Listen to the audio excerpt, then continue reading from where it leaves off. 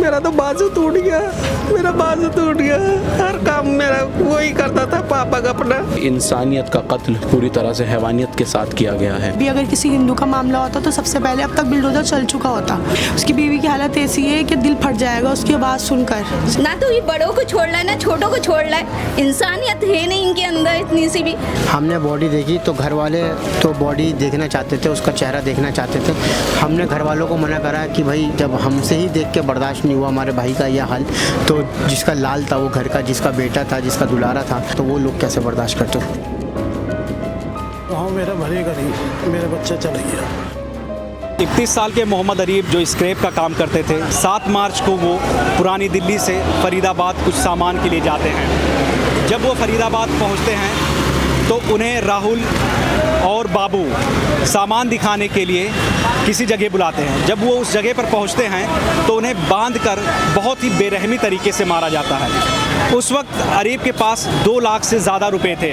वो 2 लाख रुपए राहुल प्रजापति और बापू अपने पास रख लेते हैं और अरीब की बॉडी जंगल में फेंक देते हैं। 4 दिनों तक अरीब की बॉडी जंगल में रहती है और 2 दिन तक पोस्टमार्टम होता है। आज अरीब की बॉडी को यहाँ पर लाया गया है। आप देखिए कि यहाँ पे नमाज़े जनाजा अदा की जा रही थी।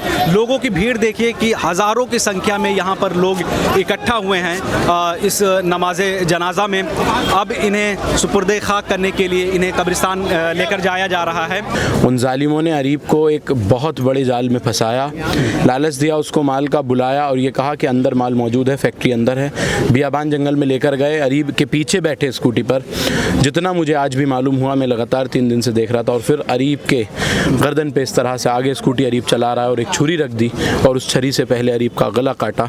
उसके बाद अरीब जब गिर गया, वो तड़पने लगा तो उसके दोनों तरफ चाकू मारे और अरीब जब भी उनके काबू में नहीं आया, अरीब चीख रहा था, अरीब चिल्ला रहा था, तो उन जालिमों ने, दोनों वहशी दरिंदों ने अरीब के बहुत बड़े बड़े पत्थर उसके सर में मारे। और उनकी हैवानियत जब भी भरपूर नहीं हुई तो उन लोगों ने बहुत बुरी तरह से अरीब के हाथ पैर को बांधा। और ये भी इन्वेस्टिगेशन में मालूम हुआ कि अरीब उस वक्त जो है वो कलमा भी पढ़ रहा था। ये ख़ुद राहुल प्रजापति ने कबूला है, हमें पता चली है ये बात। राहुल प्रजापति ने कहा कि अरीब उस वक्त बहुत ज़ोर से कुछ अपना जो है कलमा ला इलाहा इल्लल्लाह कुछ ऐसे, तो वहाँ कुछ लोगों ने पूछा कि इस तरह का था, तो उसने ये भी कबूला कि हाँ इस तरह के वो अल्फाज जो है वो पढ़ रहा था। लेकिन अरीब को जिस हैवानियत के साथ मारा गया है, उन दरिंदों ने जब पत्थर से उसको मारा, चाकुओं से मारा, अरीब पूरी तरह से मर चुका था। सबूत मिटाने के लिए अरीब को एक बियाबान जंगल की खाड़ियों में ले जाकर वहाँ उसे आग के हवाले कर दिया ताकि वो तमाम सबूत मिटाए जा सकें। मैंने ख़ुद, जब मेरे साथी सुभान ने, हमने वहाँ जाकर देखा कि क्या हालत बॉडी की थी, तो वो ना बयां करने वाली है। और अगर आपने बॉडी देखी? मैंने बिल्कुल देखी। वो हालत बयान नहीं की जा सकती। मैं आज पोस्टमार्टम हाउस में भी था, ना वो किसी को बताया जा सकता है। सिर्फ इतना ही कहूँगा कि इंसानियत का कत्ल पूरी तरह से हैवानियत के साथ किया गया है। जिस हैवानियत और दरिंदगी का इस्तेमाल किया गया है, किसी को अगर मारना होता है, पैसे छीनने होते हैं, थोड़ी बहुत चोट मारता है, बेहोश करता है, चला जाता है, लेकिन इन्होंने मारा, उसका पहले गला काटा, उसके इधर उधर चाकू मारे और उसके बाद अरीब को इस तरह से जला दिया कि जिसके बारे में बयां करना बहुत मुश्किल है। और फिर अरीब को ऐसी जगह पर जलाया जहां उसकी बॉडी को, उसके जो तमाम बदन के पार्ट्स थे, उसको वहां कुत्ते नोच रहे थे। लेकिन हालत इतनी जो है, इस मामले में कोई भी अगर उस बॉडी को देख लेता तो शायद वो रोज़े की हालत में बेहोश हो जाता या फिर बहुत दिमाग से निकल नहीं पाता। मैं आपको फिर वही बता रहा हूँ, आज जब मैंने देखा तो मेरे दिमाग से वो सन निकल नहीं रही है कि आखिर अरीब के साथ इतनी बेरहमी क्यों की गई, हैवानियत क्यों की गई। क्या उसमें सिर्फ पैसे छीनने का एंगल था? अगर कोई मार रहा है, आखिर क्या वजह थी कि अरीब को इतनी बड़ी मिसाल बनाने की कोशिश की गई, मार दिया, चाकू मारे, पत्थर मारे और उसके बाद जला दिया जा रहा है? तो ये कोई बहुत बड़ी, इसमें दूसरी भी चीज़ें हो सकती हैं। हालांकि हमने इसको पुलिस को वहाँ कहा है, सीनियर ऑफिसर से भी कहा है, तो उनका ये कहना है कि हमने पुलिस से रिमांड लिया है। कल हमारे सामने उन वहशी दरिंदों को अदालत में पेश किया गया, तो 5 दिन की पुलिस या रिमांड मिली है, तो उनसे पूछताछ की जाएगी। और आज जो है उनको स्कूटी वगैरह रिकवरी करने के लिए फ़िरोज़पुर झिरका राजस्थान लेकर गए हैं। लेकिन बहुत वहशी तरीके से जो है अरीब को कत्ल किया गया है। हमने बॉडी देखी तो घर वाले तो बॉडी देखना चाहते थे, उसका चेहरा देखना चाहते थे। हमने घर वालों को मना करा कि भाई जब हमसे ही देख के बर्दाश्त नहीं हुआ हमारे भाई का यह हाल, तो जिसका लाल था वो घर का, जिसका बेटा था, जिसका दुलारा था, जिसका पति था, जिसका बाप था, जिसका भाई था, तो वो लोग कैसे बर्दाश्त करते उसका चेहरा ऐसे हालत में। कैसी हालत थी, थोड़ा सा अगर आप बता सकें। मैं आपको नहीं बता पाऊँगा। बॉडी की जैसी हालत थी, बॉडी का नीचे का पार्ट कुछ भी नहीं था, बॉडी का अपर पार्ट था, खाली उन लोगों ने मारा, क्रूरता से मारा, बिल्कुल जिस क्रूरता की हद तक वो जा सकते तो उस हद तक गए, और उसके बाद बॉडी में पेट्रोल डाल के आग लगा दी। अब आप सोचिए जब बॉडी जल गई तो उसके क्या हाल होगा बॉडी का। उसका गला भी काटा, उसके सर पे पत्थरों से वार किया, चाकू मारे उसके बाद उसके अंदर उसके हाथ बांधे, पैर बांधे, जंगल में घसीटा। ये सब करने के बाद भी जब उनका शांत नहीं हुआ मन, उनको संतुष्टि नहीं मिली, तो उन्होंने उसमें पेट्रोल डाल के आग लगा दी। ऐसी खबरें हैं कि इनके बीच में कुछ पैसों का विवाद था, इसकी वजह से इनकी हत्या हुई है। तो क्या आपको भी लगता है कि पैसों का विवाद था? मैं आपको बताऊं, जो राहुल प्रजापति है, अरीब की उससे मुलाकात 4 महीने पहले ही हुई थी। वो एक कंपनी के अंदर, राहुल जो अरीब है हमारा भाई, वो एक कंपनी में माल देता था और वहाँ से माल लेता था स्क्रैप का। ये राहुल प्रजापति वहाँ सुपरवाइज़र की था या पता नहीं क्या था, कुछ ऐसी पोस्ट पर था उस कंपनी में।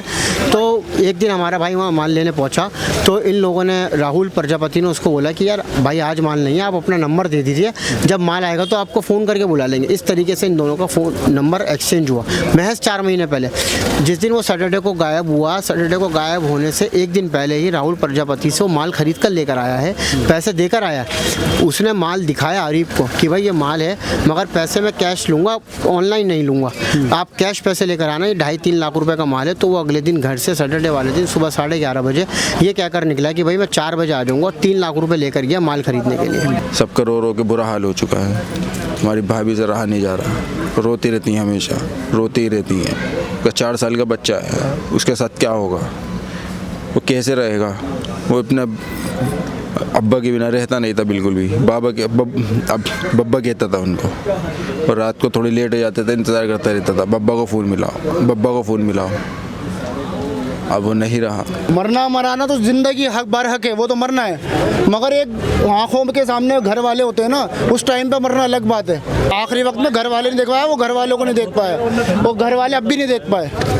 इतनी बुरी हालत है सर, हम नहीं देख पाए। मेरा तो बाजू टूट गया, हर काम मेरा वही करता था, पापा का अपना, सबों को दवाइयाँ दिलवाना वही करना, सब भाइयों का सहारा वही था, और कोई नहीं है मेरा सहारा, सब भाई उसी के सहारे रहते थे। अरीब घर से कब निकले थे? सैटरडे को निकले थे 11:30 बजे। 12:30 बजे इसके भाई के पास मैसेज आता है कि 6,000 रुपये डाल दे मेरे। उसने डाल दिए। फिर उसके बाद इसका 1 बजे फ़ोन स्विच ऑफ जा रहा था, उसके बाद फ़ोन नहीं लगा उसका। उसके बाद कोई ख़बर नहीं आई उसकी। सब परेशान हो गए, सब भाइयों को फ़ोन करा, भाई जल्दी सब घर में आ गए। कहीं पता ही नहीं चला कुछ मेरे बच्चे के बारे में। हम सब आस लगाए हुए थे, आ जाएगा। आस तो टूट ही गई हमारी बिल्कुल। भी अगर किसी हिंदू का मामला होता तो सबसे पहले अब तक बिल्डोजर चल चुका होता। किसी को नहीं, एक माँ को, एक उसकी बीवी को देखो, उसकी बीवी की हालत नहीं देखी जा रही भाई। उसकी बीवी की हालत ऐसी है कि दिल फट जाएगा उसकी आवाज़ सुनकर, सिर्फ आवाज़ से ही। मासूम बच्चा है, किसी से कुछ नहीं कह सकता, उसको पता ही नहीं उसके पापा कहाँ से ला कर देंगे उसके पापा। आज हम यहाँ पर सब है, अभी सब चले रहेंगे, सोफ्ता हो जाएगा, कहाँ से लाएंगे उसके पापा। पूछ रहा है उसके, मेरा पापा कहाँ है, कहाँ से ला के देंगे आप। छोटा सा, इतना छोटा नहीं है कि वो भूल जाएगा अपने बाप को। कैसे सब्र आएगा उसकी बीवी को। 5-6 दिन से किसी ने कुछ खाया भी नहीं, किसी ने एक टुकड़ा खाया, किसी ने एक खजूर खाई, तो सब ऐसे ही है। सारी रात मेरे सब बच्चे भागते रहे, सब रिश्तेदार, कुनबेदार, यार दोस्त, सबों ने बहुत मेहनत करी। मेरे भाइयों ने, मेरे भतीजों ने, कोई नहीं रुका, सब ने बंद कर दी। ऐसा करने वालों के साथ कड़ी से कड़ी सज़ा मिलनी चाहिए, उनको फांसी की सज़ा होनी चाहिए। मुझे इस देश के कानून पर पूरा भरोसा है, उनको कड़ी से कड़ी सज़ा मिलनी चाहिए। इंसाफ चाहिए मुझे, इंसाफ चाहिए अपने बेटे के लिए। इंसाफ ये चाहिए कि जो भी मरे, हिंदू हो चाहे मुसलमान हो सर, हिंदू मुसलमान की बात नहीं है यहाँ पे। ये जो चल रहा है ना, इंसान मतलब जो हर कोई भी किसी को मार देता है, किसी का रेप कर देता है, कुछ भी कर देता है, उसको डर ही नहीं है। वो सोचता 2-3 साल अंदर रहूँगा, बाहर आ जाऊँगा। ये कानून कब बनेगा, इस पर बात क्यों नहीं होती। मेरी मांग ये है, मुझे इंसाफ मिले, मेरे बच्चे को इंसाफ मिले, जिन्होंने ये काम करा इनको सजाए मौत मिले, फांसी मिले।